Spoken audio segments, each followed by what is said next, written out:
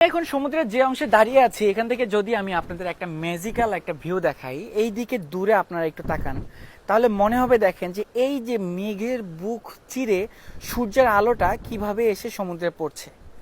সোবানাল্লাহ ভাই, এটা কত বেশি সুন্দর, এটা দেখলেই আপনারা সমুদ্র কত সুন্দর সেটার এক্সপ্লেনেশনটা নিজেরাই পেয়ে যাবেন।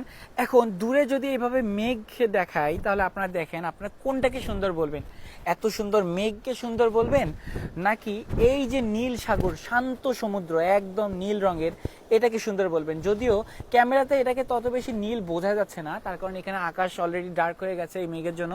তো এখানে যখন এই আকাশটা বেশি নীল ছিল তখন সমুদ্রকে আরো বেশি নীল মনে হয়েছিল। তো এখন এইদিকে যেহেতু আমি আপনাদের সমুদ্রের এই ভিউটা দেখাতে চেয়েছি, শুধু এই জিনিসটা একটু ইমাজিন করেন যে আসলে এটার এক্সপ্লেনেশন কি রকম হতে পারে। সুবহানাল্লাহ সুবহানাল্লাহ সুবহানাল্লাহ ভাই, আমার মনে হচ্ছে যে সারা জীবন যদি আমি এদিকে এভাবে তাকিয়ে থাকি আমার কোনো আফসোস থাকবে না।